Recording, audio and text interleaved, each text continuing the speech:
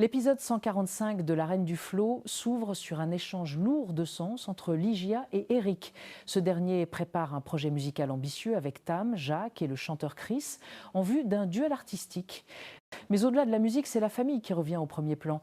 Ligia tente de rapprocher Eric de Charlie qu'elle considère toujours comme un frère de cœur. Pourtant, Eric garde ses distances, convaincu qu'il n'y a plus de place pour la réconciliation. Cette fracture familiale symbolise à quel point les blessures du passé pèsent encore lourd sur les relations. De son côté, Irma, bouleversée, contacte Eric pour lui confier ses inquiétudes.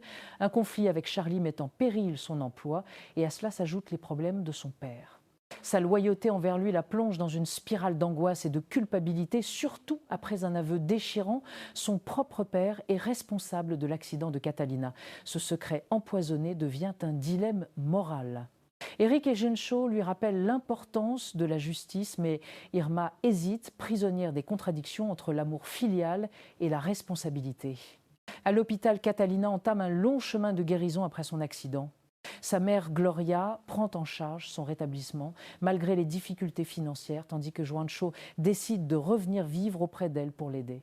Toutefois, il met une limite claire. Son soutien n'est pas une réconciliation amoureuse, mais une responsabilité envers Catalina et leur enfant à naître. Cette attitude marque une évolution dans son personnage, capable de séparer sentiments et devoirs. Pendant ce temps, Charlie traverse une tempête. Un de ses morceaux passe à la radio, attisant la colère d'Axel qui sait que la chanson n'est pas de lui. Comme si cela ne suffisait pas, Marlène le confronte avec une preuve audio compromettante et exige une somme colossale pour garder le silence.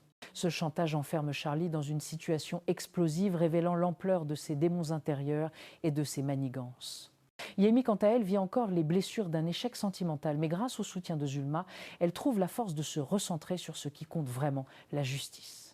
Convaincue que Charlie et Lucio sont liés à la mort de Reima, elle s'engage dans une quête de vérité en cherchant un témoin clé, Mora. Sa détermination illustre le combat constant entre mémoire douloureuse et désir de réparation. Merci d'avoir suivi cette analyse de l'épisode 145 de La Reine du Flot. Selon vous, Irma réussira-t-elle à trouver la force de dénoncer son père? Et Axel acceptera-t-il de saisir cette nouvelle chance musicale? Donnez votre avis en commentaire et retrouvons-nous très vite pour analyser la suite.